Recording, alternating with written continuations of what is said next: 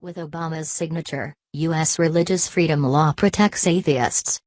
When President Barack Obama signed an update to U.S. law protecting religious freedom late last week, one provision drew special attention. U.S. law now recognizes non-believers as, in essence, a religious group.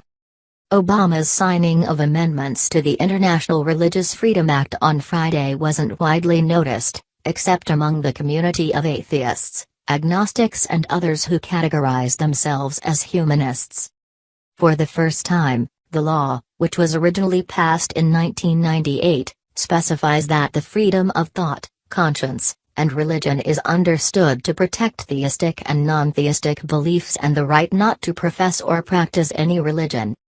Among other things, the main amendments to the law promoting religious liberty around the world allow the United States to target entities of particular concern, that is, groups that aren't sovereign countries, like ISIS and Boko Haram. Set up a way to track religious prisoners overseas. Require that all Foreign Service officers undergo training in religious liberty.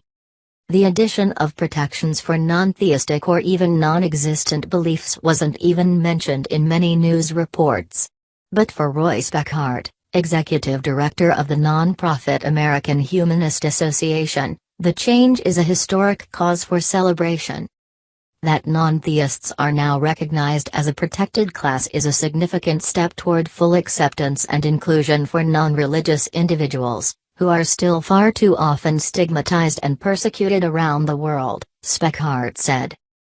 Legislators are finally recognizing the human dignity of humanists and granting the non-theistic community the same protections and respect that have been in its 2016 annual report, PDF. The U.S. Commission on International Religious Freedom, a federal panel that was created under the original 1998 law, highlights numerous instances of persecution of atheists and other non-believers. The report plays no favorites, singling out important U.S. allies like Saudi Arabia, where the poet Ashraf Fayad was sentenced to death last year for apostasy, specifically, for spreading atheism. The sentence was reduced in February 2016 to 8 years in prison and 800 lashes. Regulations enacted in 2014 by the Saudi Interior Ministry, in fact, classify calling for atheist thought in any form as terrorism.